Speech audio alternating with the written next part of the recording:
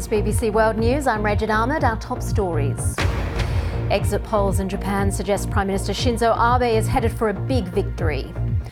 Spain's foreign minister tells the BBC he accuses Catalan officials of launching a coup after the region's leader made an appeal for their rights.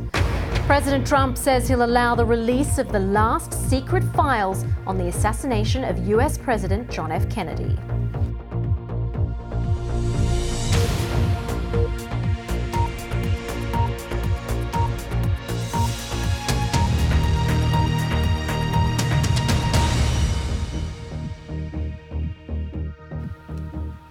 Hello and welcome to BBC World News. Well, polling stations have closed in Japan's general election, with exit polls predicting a big win for Prime Minister Shinzo Abe and his Liberal Democratic Party.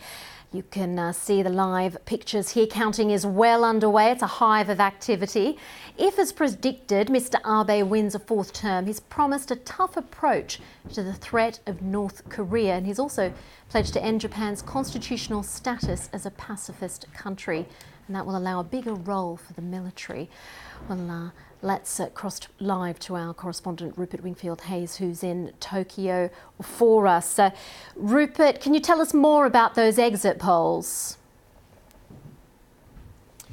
Yes, I can. Well, the numbers are changing all the time, so they may have changed since I left my desk. But at the moment, it looks like, according to the NHK exit poll I've seen, they're saying Mr Abe's certain of getting 200, or Mr Abe and his coalition partners are certain of getting 210 seats in the lower house, and they predict that he will get between 250 and 300 when all the results are in.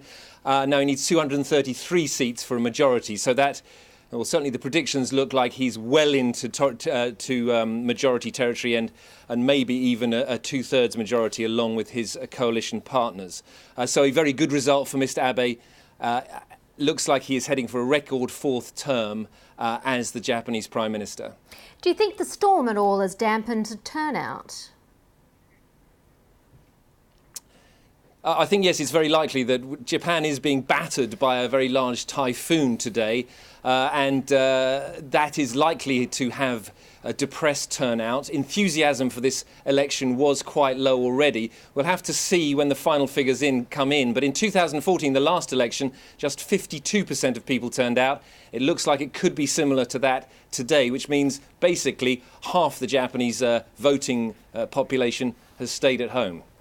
All right, Rupert Wingfield-Hayes is in Tokyo for us watching those results, and I'm sure we'll get more as the day goes on. But let's go to our Asia-Pacific editor, Celia Hatton, who's in the studio with me now. Celia, Abe took a bit of a risk calling this snap election. Can you remind us why he called it and perhaps whether the gamble has paid off?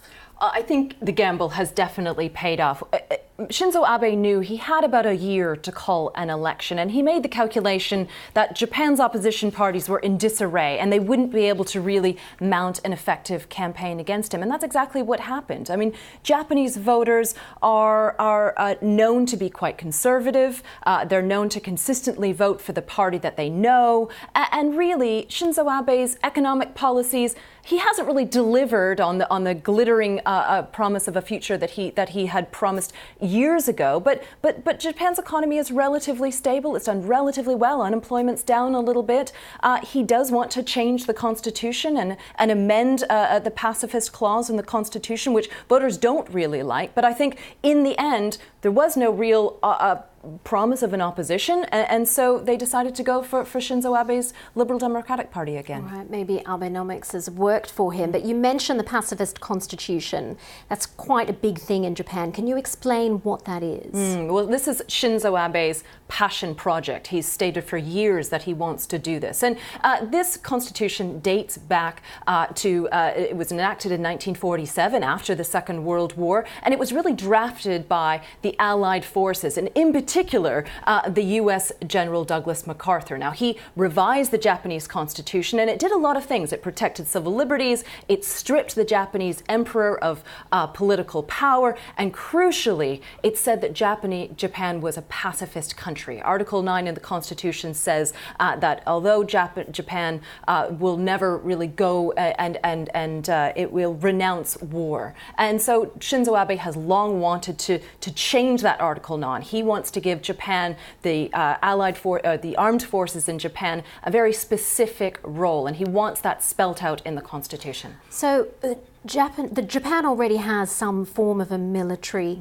force. If he's successful in changing the Constitution, what will that mean practically? No, well, that's a really good question, and it's still up for debate because he still has to go through hurdles in order to get this done. But what he has said is that he recognizes that Japan has this pacifist past, but he wants to take Japan's active duty forces, and at the moment they're really focused on disaster relief, but he wants to change their role slightly so they can respond to national emergency and, crucially, so they can respond to terrorist threats. And in the face of a rising threat from North Korea, and some say from a rising China and a modernizing military in China, that he wants Japan to be able to address those threats more directly.